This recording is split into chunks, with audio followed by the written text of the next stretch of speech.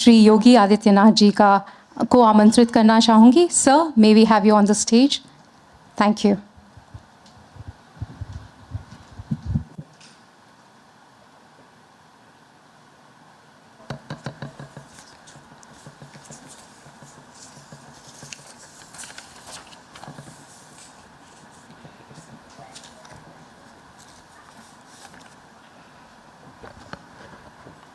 IBM EI GovTech innovation centre के आज के इस उद्घाटन कार्यक्रम में chairman and CEO IBM doctor Arvind Krishna जी,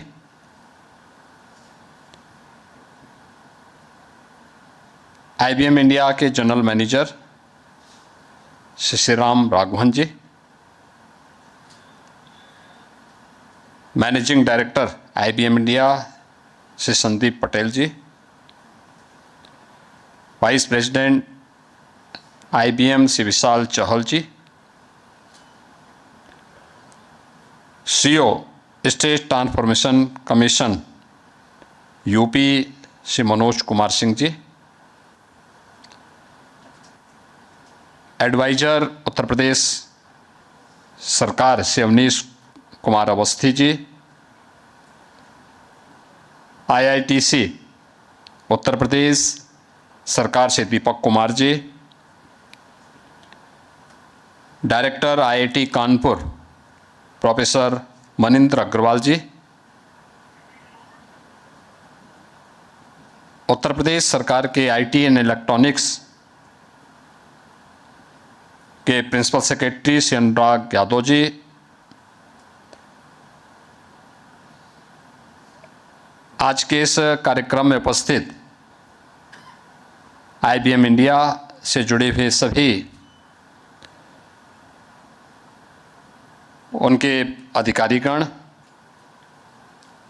उत्तर प्रदेश सरकार के हमारे अधिकारीगण और उपस्थित बहनों और भाइयों,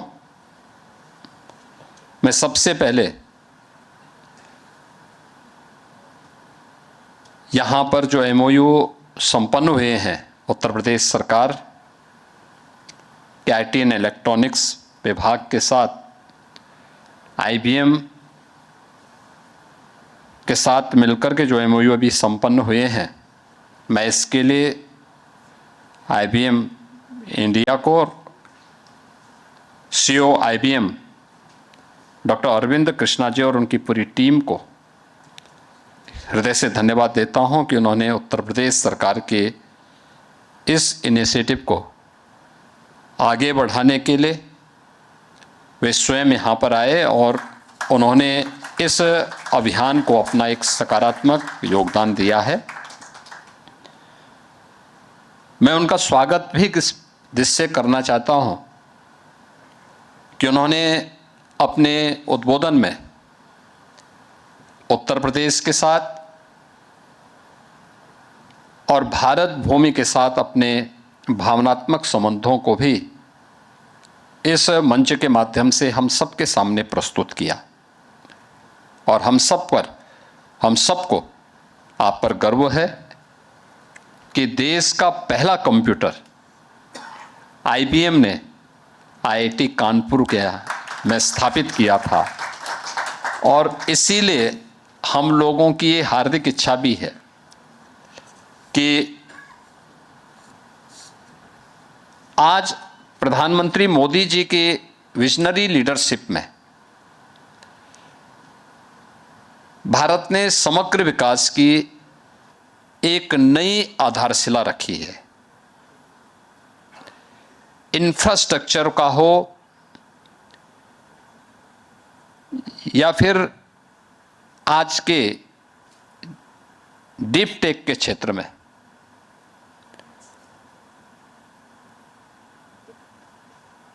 पिछले 11 वर्ष में भारत ने जिन ऊंचाइयों को प्राप्त किया है वह अद्भुत है, आश्चर्यजनक है और दुनिया के लिए कौतूहल का विषय भी। डिजिटल इंडिया की सफलता आज उसे विभिन्न मंचों के माध्यम से प्रस्तुत भी कर रही है। अभी आपने देखा होगा कि जो ग्लोबल एआई समिट का आयोजन देश की राजधानी दिल्ली में संपन्न हुआ था। वैश्विक नेताओं ने प्रधानमंत्री मोदी जी के विजन को सराहा, उनकी लीडरशिप में डिजिटल इंडिया की सफलता की उस कहानी को, जिसके माध्यम से 140 करोड़ भारतवासियों के सामने अपना डिजिटल पहचान पत्र उन्हें प्राप्त हुआ, जिनके माध्यम से आज 50 करोड़ लोग भारत के अंदर आयुष्मान भारत की सुविधा प्राप्त कर रहे हैं। भारत के अंदर 50 करोड़ से अधिक लोग परिवार देश के अंदर अपने अकाउंट को खोल करके डीबीटी के माध्यम से शासन की पारदर्शी बैंकिंग सुविधा का लाभ और शासन की योजनाओं का लाभ प्राप्त करते हुए दिखाई देते हैं। यानी ये सभी प्रकार की सफलताएं कल ही प्रधानमंत्री मोदी जी के मार्गदर्शन में हम लोगों ने गौतम बुद्ध नगर जनपद में प्रदेश की पहली सेमीकंडक्टर यूनिट का आधारशिला भी रखी है। मुझे गत वर्ष आईआईटी कानपुर में जाने का अवसर प्राप्त हुआ था और आईआईटी कानपुर में जाकर के डीप टेक पर आधारित उस कॉन्फ्रेंस में मुझे भाग लेने का अवसर प्राप्त हुआ था। आईआईटी कानपुर से आपका पुराना संबंध है और आईआईटी कानपुर आप जैसे अपने पुरातन छात्रों पर गौरव की अनुभूति भी करता है और इसीलिए जब आईआईटी कानपुर के डायरेक्टर से हमारी बात हुई, क्योंकि हम लोग मेडटेक पर मिलकर के काम कर रहे हैं, अभी हम लोगों ने उत्तर प्रदेश सरकार के हाल ही में हुए पास हुए बजट के माध्यम से हम लोगों ने रोबोटिक के लिए भी सेंटर ऑफ एक्सीलेंस के लिए धनराशि की व्यवस्था अपने स्वयं के उत्तर प्रदेश सरकार के बजट में रखा है। इससे पहले ड्रोन टेक्नोलॉजी के लिए भी सेंटर ऑफ एक्सीलेंस की स्थापना के लिए उत्तर प्रदेश सरकार ने बजट में अपने धनराशि की व्यवस्था रखी थी। हर एक सेक्टर में हम जो कार्य कर रहे हैं आज वह उत्तर प्रदेश के अंदर हम सबको देखने को मिल रहा है। भारत की सबसे बड़ी आबादी का राज्य जिस तेजी के साथ आगे बढ़ा है, उसमें प्रत्येक सेक्टर में आज यूपी का इंफ्रास्ट्रक्चर हो, टेक्नोलॉजी का बेहतर उपयोग करते हुए उत्तर प्रदेश के अंदर प्रत्येक तबके के लोगों के बारे में मैंने अभी हाल ही में विधानसभा सत्र के दौरान 2 उदाहरण दिए थे। टेक्नोलॉजी का बेहतर उपयोग करके एआई टूल्स का उपयोग करते हुए कैसे हम एक आम नागरिक के जीवन में परिवर्तन ला सकते हैं, इसके कुछ उदाहरण भी प्रस्तुत किए थे। मैंने एक उदाहरण दिया था वहां पर और वह था कि कैसे आज से यानी हम लोग 2017 के पहले 40 वर्षों तक उत्तर प्रदेश की जनता इंसेफ्लाइटिस की बीमारी को झेलती रही है और मेरा जो अनुमान है कि इस पूरी बीमारी में उत्तर प्रदेश के 50,000 से अधिक मासूम बच्चों की मौतें हुई थी। हम लोग उपचार तक सीमित थे। हमने डाटा को कलेक्ट करने का प्रयास नहीं किया, उसका विश्लेषण करने का प्रयास नहीं हुआ, उसका कहीं भी कोई एनालिसिस नहीं होता था। ये मान लिया जाता था कि ये सामान्य बीमारी है, लेकिन जब डाटा एकत्र हुई, उनका एनालिसिस किया गया, परिणाम क्या हुआ कि जहां पे शुद्ध पेयजल नहीं है, खुले में शौच है वहां ये बीमारी ज्यादा है। और डबल इंजन की सरकार ने प्रधानमंत्री मोदी जी के नेतृत्व में स्वच्छ भारत अभियान और जल जीवन मिशन के अंतर्गत हर घर नल की योजना को जब प्रभावी ढंग से क्रियान्वित किया, आज मुझे बताते हुए प्रसन्नता है कि उत्तर प्रदेश में इंसेफ्लाइटिस पूरी तरह समाप्त हो चुकी है। अब इंसेफ्लाइटिस से कोई मौत नहीं होती है। यानी कैसे यही अंतिम पायदान पर बैठे हुए व्यक्ति के जीवन में परिवर्तन ला सकता है, यह हेल्थ के सेक्टर में हम लोगों ने यहां पर देखा है। दूसरा उदाहरण एजुकेशन में ड्रॉप आउट रेट के बारे में था। हम लोग अक्सर इस बात को मानते थे, लोग बोलते थे कि स्कूल दूर होने के कारण बेटी स्कूल नहीं जा पाती। परिणाम क्या था? हर गांव में स्कूल खोल दिए गए। गांव में स्कूल हो गया, तब भी स्कूल कोई भेजने को तैयार नहीं। हमें मेहनत करनी पड़ती है, मशक्कत करनी पड़ती है। हम उस ड्रॉप आउट रेट को कम करने की बजाय उसको बढ़ाने की ओर गए, क्योंकि पहले न्याय पंचायत स्तर पर स्कूल होता था तो भवन भी होता था, फैकल्टी भी होती थी, फर्नीचर भी होता था, अन्य सुविधाएं भी हो जाती थी। हम गांव-गांव में हो गए, ना स्कूल में के पास पर्याप्त भवन है, न पर्याप्त शिक्षक हैं और न पर्याप्त मात्रा में उनके पास फर्नीचर हैं और न अन्य बुनियादी सुविधाएं। इधर किसी का ध्यान नहीं गया, केवल एक औपचारिकता थी, स्कूल खोल दो, यानी एक बोर्ड स्कूल का लग जाए, चाहे वो एक ही रूम है लेकिन स्कूल बन गया, ये मान लिया जाता था। लेकिन जब डाटा कलेक्ट किए गए और एआई टूल के माध्यम से उसका विश्लेषण किया गया, क्या आया कि ड्रॉप आउट रेट का कारण है बेटियों के लिए टॉयलेट का अभाव। और इस अभियान को प्रधानमंत्री मोदी जी ने जब इसका प्रभावी ढंग से क्रियान्वयन करने के लिए किया, हम लोगों ने हर स्कूल में बालक और बालिकाओं के लिए अलग अलग टॉयलेट और पेयजल की व्यवस्था कराई।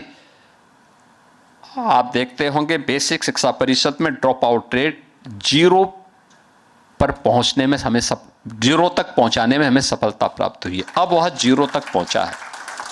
यानी यह दिखाता है कि हम टेक्नोलॉजी का उपयोग बेहतर तरीके से आगे कर सकते हैं और उससे अंतिम समाज के अंतिम पायदान पर बैठे हुए व्यक्ति के जीवन में परिवर्तन उसके माध्यम से लाया जा सकता है।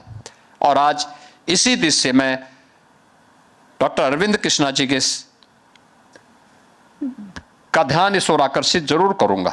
एक हमारी सरकार ने तय किया है लखनऊ को एआई सिटी के रूप में डेवलप करने के लिए, और उस एआई सिटी को डेवलप करने की दिशा में कैसे हम आगे बढ़ सकते हैं, यह आईबीएम इसमें हमारे साथ सहयोग करेगी तो हमें इसको तेजी के साथ क्रियान्वित करने में मदद मिलेगी।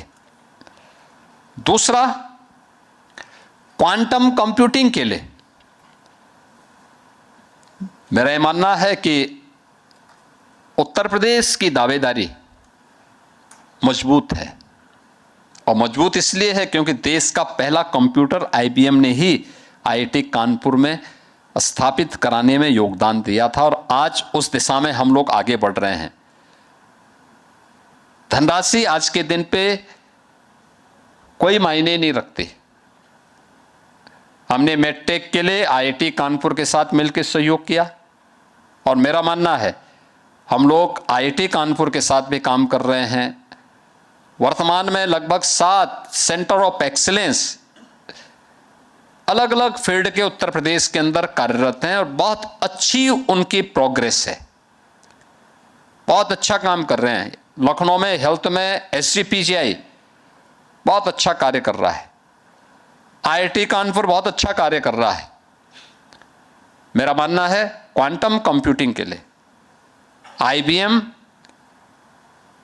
के लिए भवन देने के लिए आईआईटी कानपुर नोएडा वाले कैंपस में सहयोग करने को तैयार है। उत्तर प्रदेश सरकार इसमें इनिशिएटिव लेकर के सहयोग करने को तैयार है। IBM तैयार हो, तीनों मिलकर के तैयारी करें, तीनों मिलकर के इस इनिशिएटिव को आगे बढ़ाएंगे। जो क्वांटम कंप्यूटिंग का एक कार्यक्रम उत्तर प्रदेश से प्रारंभ होकर के जो डीप टेक के लिए जो आज प्रधानमंत्री जी का विजन है, उसको हम आगे बढ़ाने की दिशा में, उस दिशा में एक नए अभियान को ले जाने में सफल होंगे। मैं एक बार फिर से IBM के chairman and CEO doctor Arvind Krishna ji का हृदय से धन्यवाद देता हूं कि वो विशेष रूप से उन्होंने ग्लोबल AI समिट में भाग लेने के बाद या उस कार्यक्रम में उसके साथ ही आज विशेष रूप से लखनऊ में आए हैं और लखनऊ को उन्होंने जो IBM इंडिया की टीम ने यहाँ पर हमारे सामने पहले इस बात को आश्वस्त किया था कि हम इस कार्यक्रम को आगे बढ़ाएंगे। अभी उनके 200 इंजीनियर हैं और इसकी क्षमता को वह 2000 तक पहुँचाने का आश्वासन दिए हैं। उत्तर प्रदेश सरकार इस दिशा में अपना पूरा सहयोग उनके साथ सदैव करेगी और मैं एक बार फिर से आप सबका हृदय से धन्यवाद देता हूं कि उत्तर प्रदेश को डीप टेक के क्षेत्र में अग्रणी राज्यों में स्थापित करने की दिशा में जो प्रयास चल रहे हैं, उस प्रयास में आपका सहयोग हमारे लिए महत्वपूर्ण होगा। मैं आप सबका हृदय से धन्यवाद करता हूं। बहुत बहुत धन्यवाद। Thank you, Mukhyamantri ji, for your leadership and vision. We are deeply grateful for your presence today. Before we conclude the session, I would like to invite Vishal Chehal, Vice President, IBM India Software Labs, to come and deliver the vote of thanks. After that, we'll have a quick photograph with the dignitaries, and then I will request everyone in this room to please remain seated while we conclude the proceedings.